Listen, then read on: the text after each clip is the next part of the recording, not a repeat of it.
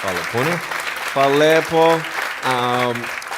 Guys, my name is Nick Vujicic. I was born in Australia in 1982, moved from Australia to California in the year 2006. And my life story, I'm just thankful that people have seen my life on some sort of level, whether it's just YouTube videos or seeing pictures of a limbless guy smile. People always ask me, what happened to you and how did you overcome what you've been through? The title of the message that I've been given is Transforming the Walls into Doors. When I speak corporately, the line that I like to use is changing obstacles into opportunities. Now, I'm very well aware to share with you as well. I know that there are 1 billion people going hungry today.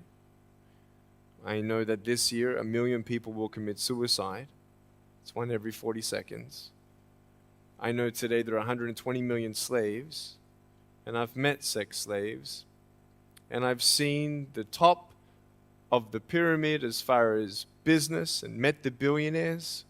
I've met bankers, and I've also met orphans. We're all looking for something. We're all looking for hope.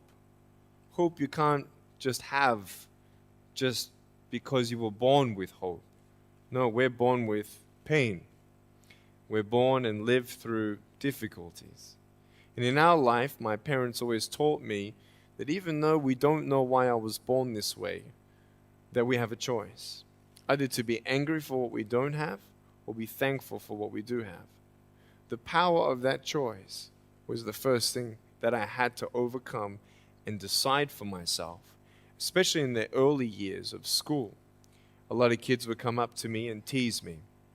And I've been speaking at 5 congresses. I've met 7 presidents all around the world. My largest crowd was 110,000. I have 30,000 invitations for me to speak. So wherever I go, I talk about the value of life. I talk about anti-bullying messages for the school systems in different nations. The greatest thing is love. When we feel like we don't have enough love and we don't have enough hope, we start losing strength to live. For me, in my life as a child, I had a big wall. I was surrounded by 4 walls and a low ceiling of opportunity. I was set free in so many different ways, and especially surviving from day to day with my parents who loved me, who encouraged me, who told me that I was beautiful the way that I was, and not to worry about what other people said about me. I was actually the first special needs child to be integrated into the mainstream education system in Australia, and I was awarded Young Citizen of the Year in 1990. And the world is a hurting place, and the world needs hope, and the world needs love. Without hope, we feel like, why are we here? Well, brokenness. Here's mine. Today, I still have no arms, no legs. But everything's changed. Everything. For me, I was looking for hope and happiness, and I couldn't see it for many years. In fact, if this side of the table represents my hope, truth encourages me to become all that I can be. But then we have lies every day coming in our mind, people who discourage us. You know the people that you have in your life who, no matter how good of a day you're having, they'll bring you down. Or no matter how bad of a day you're having, they'll bring you even lower. You know what I'm talking about? Think of the 3 biggest discouragers in your life. They're not your biggest discouragers. You are. You are. It only takes 3 seconds for me to tell you something discouraging. But then you may never forget my words. I've met so many 50-year-old women and 40-year-old women who still remember what their fathers told them that they wish they never heard. Words are powerful. When you hear those words and then your mind starts growing with these lies. Nick, you're not good enough. Nick, just give up. Nick, you're never going to get a job. You won't get married. You can't even hold your wife's hand. What kind of a father are you going to be if you can't even pick up your kids when they're crying? You're alone. Sure, your parents hug you, but their hugs can't heal you. Just give up. Just give up. Just give up. Just give up. Just give up. At age 8, I thought that I should commit suicide. Why? Because I didn't have hope. I thought I didn't have hope. Today you can see that I had hope. What's the word? Believing in something you do not see. Faith. Words can only do so much. Hugs can do much more than words. But when hugs can't do anything, that's where faith kicks in. For me, words and hugs were not enough, but I had no faith. So I tried to give up. At age 10, tried to drown myself in 6 inches or 15 centimeters of water. In my home, I told my dad I just wanted to relax. But really, I wanted to end my life. I had enough. Dosta mi bio. Okay? The first 2 times I rolled over, I was trying to work out how much air I hold in my lungs before I let it out. And the 3rd time, in my mind, knowing that I wanted to get out of here because of the bullying in my life, because I was going to be a burden to my parents and I had nothing to look forward to, I realized at that moment that if I actually went through with committing suicide, I would leave a greater burden for my parents than they already had. So there was one thing less hopeful or more burdensome than having a child without limbs. What is it? A child without limbs who gives up. So when I saw in my mind my mum and my dad and my brother crying at my grave if I went through with it, that one thought saved me. If my parents never told me that I was beautiful the way that I was, if my parents never told me that I was special and that I was loved, I wouldn't be here today. So I encourage every single parent who tries their best to encourage their teenagers, especially in the West. Many teenagers put a do not disturb sign on their door. I'm sure, the conversations all around the world between a parent and a teenager. How was school? Fine. What'd you learn? Nothing. Did you do your homework? No. And that's the conversation for the day. And when you try to tell your children that they're beautiful, so of course I'm beautiful. I'm your son. I'm your daughter. Of course you're going to say that. But they're right. Every single human being has value, and my value is not determined on how I look or what job I have or where I'm from, where I was born, how much money. All that stuff is nothing. So many teenagers, tease each other for how we look, and I tell the teenagers, do you think that I'm cool enough to be your friend? They're like, yeah, of course. I said, but I have no arms, no legs. And they said, doesn't matter. I said, really? So it doesn't matter that I have no arms, no legs? I said, no, it doesn't matter. I said, then actually, if it doesn't matter, then why do we kill each other with our words if it actually doesn't matter? Why do we look ourselves in the mirror and see ugly instead of valuable? I want to ask you today, what are you looking for? If I gave you $1 billion, would you be happy? If you gave me $1 billion, I'd be very happy. But then if my mum dies tonight, am I happy? No. With all the money in the world, I'll never be happy. Why? Because money is something that cannot heal the soul. So many teenagers are looking for love, which love does heal the soul. Love does complete the soul. I've got a gorgeous wife. We're pregnant with our first son. And I don't need hands to hold her hand. I only want to hold her heart.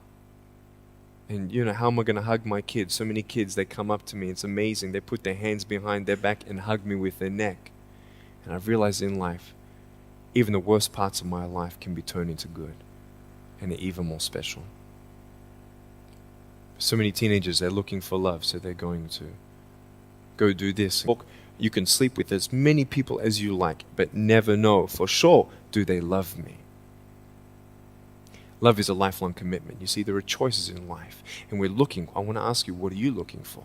Well, if I can just get drunk, why not, man? I only live once. Well, if that's the way you believe, great. But for me, I'm a greedy man. I don't want to live for 90 years. I want to live for billions of years. And I know that every day my choices will affect this life, other people's life, and my eternal life. You got to come to the truth of knowing who you are and why you're here. William Barclay, he said, The greatest 2 days in anyone's life. The day you were born and the day you knew why. So, you're ugly. No, I'm beautiful the way that I am. And if you can't believe that for yourself, so many girls especially stay with their emotionally abusive boyfriends. Because if I break up with him, then who's going to want me? See, we all want love. That's why we do what we do sometimes. To get into the crowd, I'm going to swear, I'm going to be cool. That's what this world is. I want to look like her. If I was taller, shorter, smarter, more popular, whatever you want. It's not enough until you find the truth. I'm wonderfully and fearfully made. There's a greater purpose for my life. I am here for a reason. Sure, I didn't get a miracle. Yeah, I believe in a God who can do miracles, and I have a pair of shoes in my closet. Why? I've seen blind people seeing and deaf people hearing. That's fine if you don't believe me. I got it on camera. But I realized something. If God doesn't change my circumstance, He's going to use my life to be a miracle for someone else. When you don't get a miracle, you can still be a miracle for someone else. I'm going to close off with this beautiful story. I was in Southern California. I have two organizations. I have a non-profit organization and I have a for-profit. I probably spoke between years 2007 and 2010, 1,000 times, 600 flights. And I've spoken to 4.5 million people face to face. In the last 48 hours here in Serbia, we've reached 5 million through media. So, we have the heart of people to love others. We want people to love each other, love yourself, dream big, and never give up. We're all looking for hope, aren't we? What are you looking for? Money, drug, fortune never satisfies. It's never enough. But I have come to a peace. So check this out. When I'm 24 years old, 5-6 years ago, I was in California. And I never met anybody else like me. When I was 10 years old, I wish I would have met somebody like me. Never did. Didn't get that miracle. But at 24, in California, I saw a little boy with no arms and no legs, 19 months old, just like me. I knew he was going to be bullied. I knew he was going to go through depression. I knew he would feel alone. I knew that he would get worried if he's ever going to have a girlfriend, and so on and so on. I got the father to bring him up on stage in front of 2,000 people. And everyone was crying. And it was a materialization of when you don't get a miracle, you can be a miracle for someone else. I am not a superhero. I go through ups and downs. So do you. But take one day at a time. And if you haven't found that peace of knowing who you are and why you're here, and where you're going when you're not here, for me, I want you to know that's how I've overcome. I don't have any walls. My book's called Life Without Limits. And what will be, will be. I've acted in a short film, 30 awards. I got Best Actor in a short film. I've done my own music video. I've written 2 books. First book, 30 languages, 800,000 copies. I'm 29, and we know 1 billion people know who I am. Not to bring up my pride or my name or my status. Trust me, I'm just like you. But I hope you are inspired to know that if I can dream big, then so can you. There are no walls. Find your peace, and you'll make your walls doors. Thank you so much.